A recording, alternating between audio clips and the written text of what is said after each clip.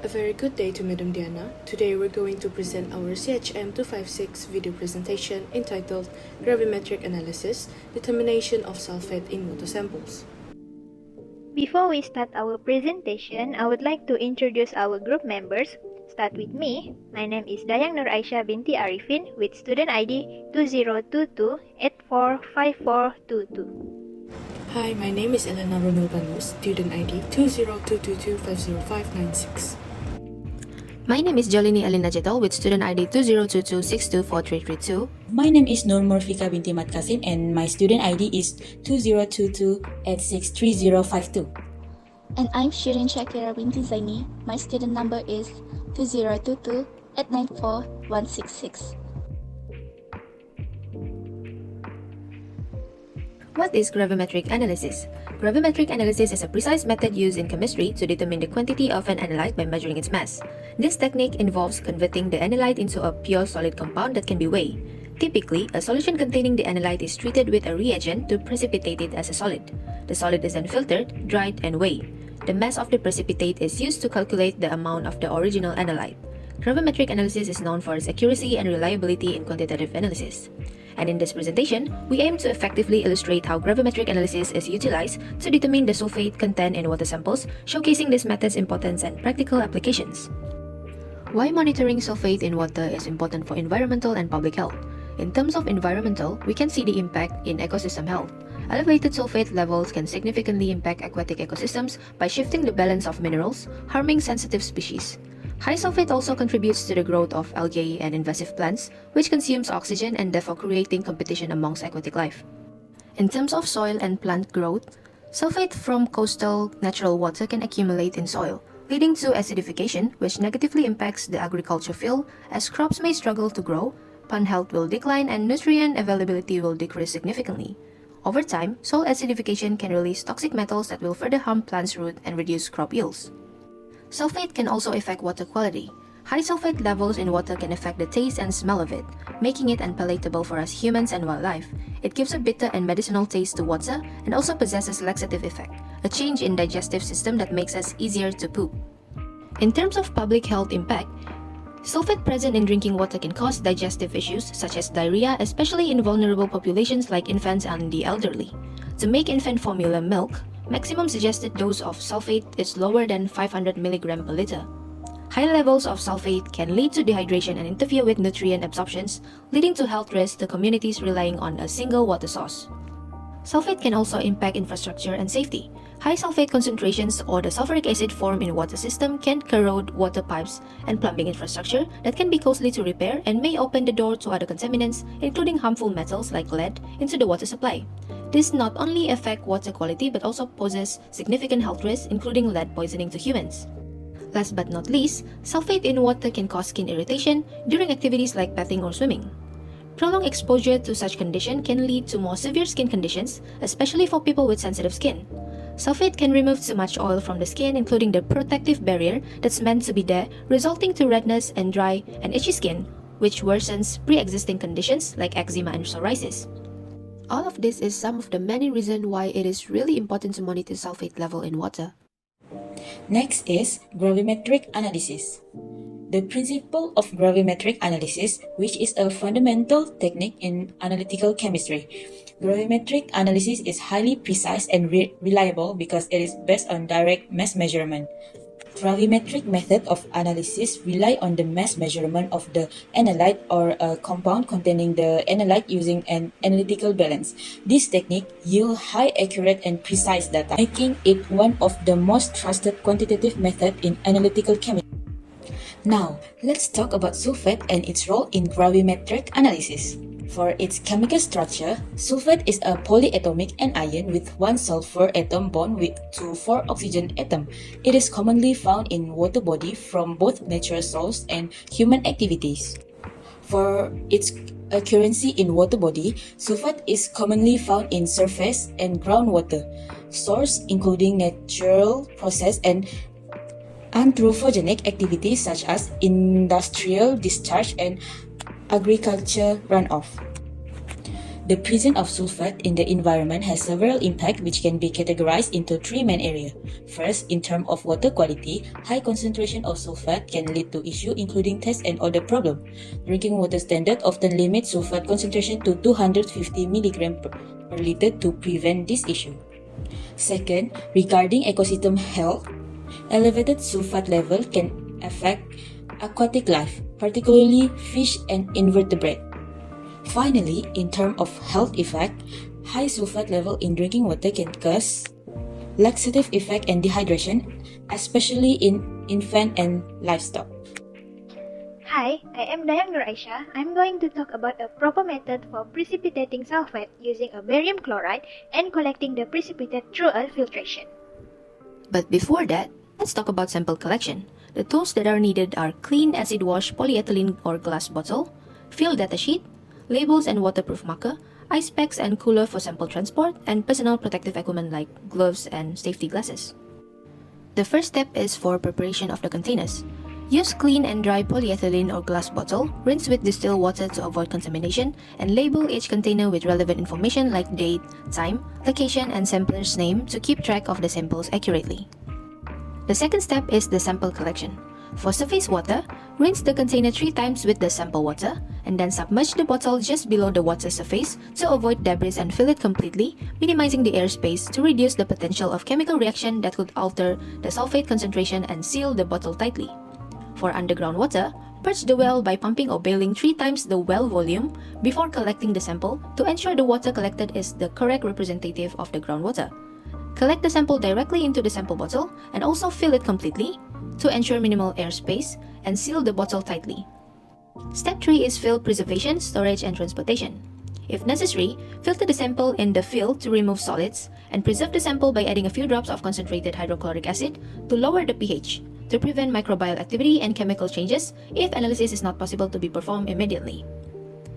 Next one is samples that are collected need to be stored in a cool, dark place immediately after collection, typically in a cooler with ice packs to maintain the temperature being about 4 degrees Celsius to preserve the sample's integrity. And last one is the samples need to be transported to the lab as soon as possible, preferably within 24 hours to prevent any changes in sulfate concentration due to biological activity or chemical reactions. Step 4 is documentation. Record a detailed notes of necessary information on the field datasheet, including date, time, environmental conditions, sampling location, and any observations that might affect the sample, like nearby pollution sources. Chain of custody form should also be made to ensure the sample's integrity from collection to analysis, and that it hasn't been manipulated or contaminated before the analysis. The last step is sample handling in laboratory. Upon arrival at the laboratory, if samples are not analyzed immediately, they should be stored at 4 degrees Celsius, again, but this time in the laboratory freezers. Samples should also be analyzed as soon as possible, typically within 7 days to ensure results obtained are accurate. First, let's take a look at the procedure for a collection method. So, the apparatus that we need in this experiment is a glass funnel, a filter paper, and a filtration setup. A chemical solution that we need in this experiment is a solution that contains a sulfate ion and the barium chloride solution. The procedure are shown on the diagram below. We move on to the precipitation of sulfate using a barium chloride. How sulfate can precipitate using a barium chloride? So in this video, we can see that the solution become cloudy after we added the barium chloride in the solution. So which means the barium ions from the barium chloride react with the sulfate ion to form the barium sulfate, which is the white solid that doesn't dissolve in water. So we can see the solution become cloudy. So this solid is called a precipitate. Next, I'm going to talk about a filtration and washing of barium sulfate precipitate. We are going to take a look at filtration process first. So the apparatus for filtration process is a funnel, filter paper, and a beaker. This experiment is to collect the precipitate. We use a filtration setup, which is place a piece of filter paper in the funnel and pour the mixture through it. Next, we move on to the washing process. So the apparatus for the washing process is a distilled water. After the initial filtration, it is important to wash the precipitate to remove any soluble impurities. To do this, gently pour a small amount of distilled water over the precipitate on the filter paper. this helps to rinse away any remaining ions or soluble substances that might be contaminating the barium sulfate. So repeat this washing step a couple of times to ensure the precipitate is clean. So this step is important because it can remove soluble impurities and ensure impurity, and also it's improve accuracy. And the last one, it is also prevent the contamination. After washing, the precipitate should be dried in an oven or desiccator until it reaches a constant weight, which is crucial for precise measurements and calculation, as it ensures the removal of moisture content and provides reliable and consistent results. Next, once the solid has reached a constant weight, it should be carefully taken out of the oven or desiccator and placed on an analytical balance for weighing. The weight of the dried solid is crucial in determining the sulfate content present in the original sample.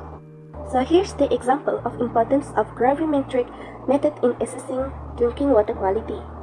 Imagine, in a small village facing water contamination issues, so authorities investigate sulfate levels in drinking water. The methodology they used was the gravimetric method for its accuracy in determining sulfate concentrations, where barium chloride is added to water samples to create a solid barium sulfate precipitate, which is then meticulously filtered, dried, and weighed to precisely calculate sulfate levels. As a result, the exact measurements from the gravimetric method show how much contamination is in the water and help decide how to make the water better. By checking the results against known levels, authorities can figure out what treatments and steps are needed for the water. Using the gravimetric method is essential for making sure the community has safe and reliable drinking water. For the example of situation, let's say we have a scenario where we are analyzing sulfate levels in various water sources to assess water quality. The samples are collected from a river, a lake, tap water, and well water to determine and compare their sulfate concentration. The first step is to collect water samples of 500 ml from 4 different sources.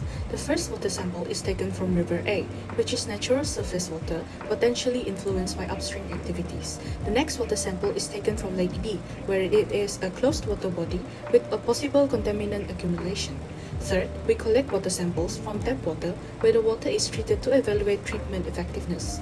And lastly, water sample from well water, groundwater reflect subsurface geological contributions. The second step is to precipitate sulfate as barium sulfate by adding barium chloride to each water sample. The third step requires us to filter the solution to collect the barium sulfate precipitate. After filtering, the barium sulfate precipitate is washed to remove impurities. After washing comes the drying of the precipitate to a constant weight. Step 4 requires us to weigh the precipitate. Let's say we weigh the mass of precipitates for each of the sources, River A, Lake B, tap water, and well water, to be 180 mg, 250 mg, 50 mg, and 350 mg respectively. The final step for this analysis will be to calculate the sulfate concentration. The sulfate concentration can be calculated by using its formula, which equals the mass of barium sulfate times the conversion factor and divided by the sample volume. In this case, the conversion factor can be determined by dividing the molar mass of sulfate by the molar mass of barium sulfate and multiplying them by 1000. This is the calculation for the concentration of sulfate contained in each of the water samples. It is found that there is 148.14 mg per liter of sulfate in River A, 205.75 mg per liter of sulfate in Lake B, 41.15 mg per liter of sulfate in tap water, and 288.05 mg per liter of sulfate in well water. Based on the bar chart, we can see that the water from the well water contains the most sulfate, which poses a significant risk to human health if consumed regularly, whereas water from the tap water is the safest option for regular consumption without adverse health effects. This is the pie chart for the concentration of sulfate from the 4 water sources. Upon analyzing the pie chart, it's clear that well water constitutes the largest segment, accounting for approximately 42% of the total sulfate concentration. This significant contribution indicates that well water is the primary source of sulfate among the samples tested. In contrast, tap water represents the smallest segment, contributing only 6% to the total concentration, highlighting it as the safest option with the least health risk. This disparity underscores the importance of monitoring and potentially treating water from natural sources like wells, which might have high sulfate levels due to geological factors. The visual representation effectively emphasizes the need for the targeted measures to ensure safe drinking water, particularly for sources with higher sulfate concentrations. In conclusion, gravimetric analysis offers a robust and accurate method for determining sulfate concentrations in water samples. By precipitating sulfate as barium sulfate and carefully measuring the resulting mass, we can ensure reliable data that is crucial for monitoring water quality. This method not only helps maintain environmental standards but also protects public health by ensuring that our water sources remain safe and clean. This is the references used in the making of this video. That's all from us. Thank you for your attention.